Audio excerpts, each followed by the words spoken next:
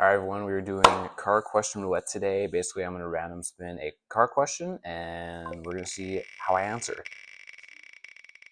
Let's see here. First question is, what is an underrated road trip car that I have driven? Well, I'm a little biased here, but it's definitely got to be the Chevy Malibu. I drove that car for 5.5 years, put 55,000 miles on it, but it was always pretty reliable, and it's got a lot of space, especially for a sedan, and obviously, I mean, not too expensive. So yeah, I think that's definitely a good first pick there. Let's see what else we got here. Ooh, what's the most red flag car that someone can drive?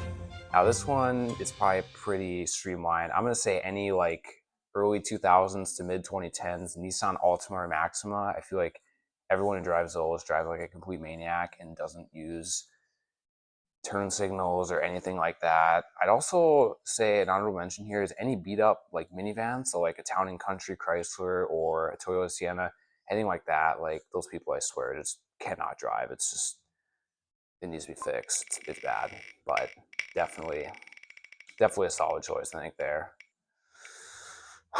And on the contrary, what's a green flag car? Now this isn't necessarily a green flag for taste, but I'm gonna say any Mitsubishi. Those cars are literally made for safety, and they're the most boring cars on the planet. But I feel like when people are driving them, you know that they're pretty safe drivers and that they care about safety, since that's kind of all they're known for. So I think that's a respectable pick there. Which brand has the worst design language right now?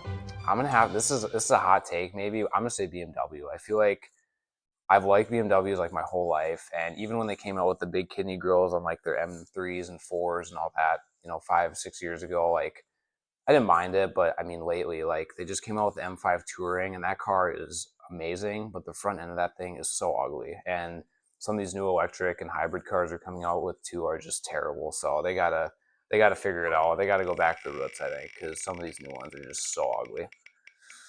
It's tough to watch.